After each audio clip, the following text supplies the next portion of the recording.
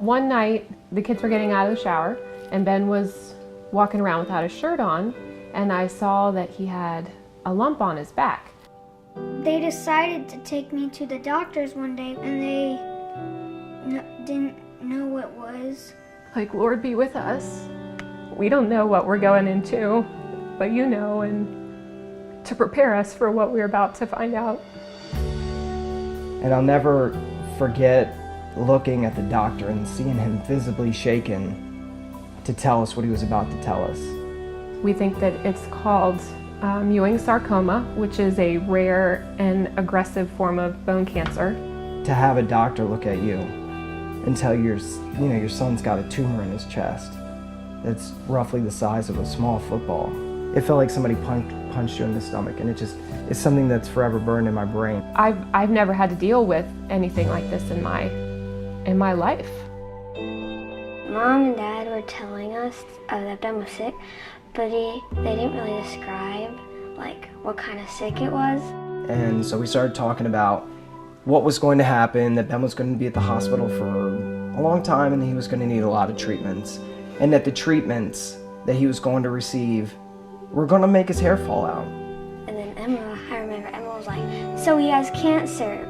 Well, yeah, like somebody has cancer, because, he actually does have cancer. I knew my grandfather died from cancer. I'm like, what's going to happen to Ben? It was like I didn't have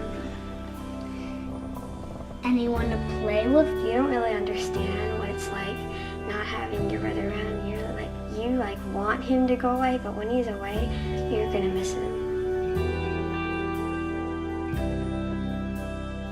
You have a million questions. Why my son? And I opened up this devotion on faith.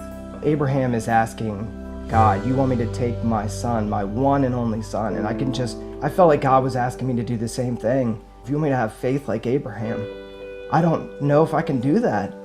But I guess if that's what you want me to do, I'm going to try and live that out as best I can. And, I shared it with Jen, and she was telling me later, before Ben was born, that she had prayed for a son. And I'm like, Lord, this is his son. This is his only son that we have prayed for, that you have gifted us with the opportunity to have and to raise and to love. Why would you take him away? Sean sharing his devotion with me, and from that point, there was just this peace in us. I really felt like God was just there at that moment telling us things were going to be all right. And even if he chooses to take Ben, that something good would come out of it. I remember one night, Ben asking me, Mom, why did I get cancer? Like, is it something that I did? And how do you answer that? He got cancer because God knew that he could handle it, and because he expected something big from him.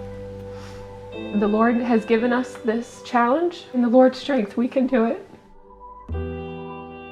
He received 24 blood transfusions, 8 platelet transfusions, 10 rounds of radiation, 17 rounds of chemotherapy. That's over 64 days of toxic chemotherapy going into your child's system.